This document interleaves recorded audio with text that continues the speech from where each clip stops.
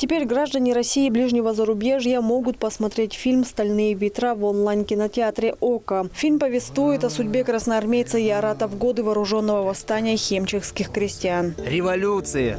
Слыхал? Мы простой народ, никого не обижать. Как я приду к тебе в гости, если тебя скоро расстреляют? Ты ведь преступник, контрреволюционер.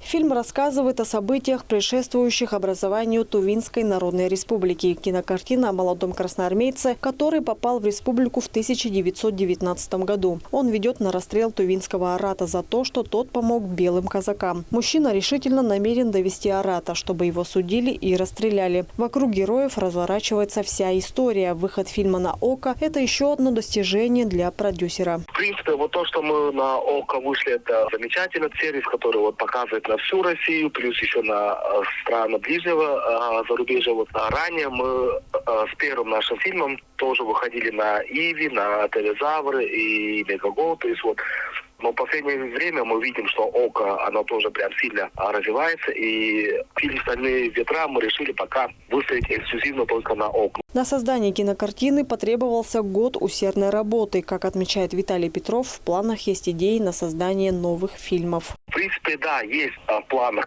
но я не могу пока сказать точно, то есть когда мы будем запускаться, что мы будем снимать, но планы есть, и сценарные разработки есть, то есть мы хотим, и дальше снимать фильмы, тем более наши фильмы, они уже интересуют аудиторию, то есть своего зрителя мы нашли, и благодаря вот таким вот сервисам, то есть мы видим, что наши фильмы, они в принципе смотрят. Просто для статистики, наш первый фильм на Иви и на других площадках, фильм «Бордо» посмотрели около 100 тысяч зрителей. То есть это очень такой хороший результат. И мы надеемся, что на «Остальные ветра» мы тоже покажем хороший результат по просмотрам. Напомним, что в прошлом году в кинотеатре «Найрал» состоялась премьера тувинского полнометражного фильма «Стальные ветра». Лента успела получить престижные награды на международных кинофестивалях. В частности, награду за лучшую режиссуру на 14-м международном кинофестивале «Восток-Запад», а на 14-м Чебоксарском международном кинофестивале был признан лучшим фильмом, по мнению жюри прессы. Инна Клоян, Айден Кулар, Тува 24.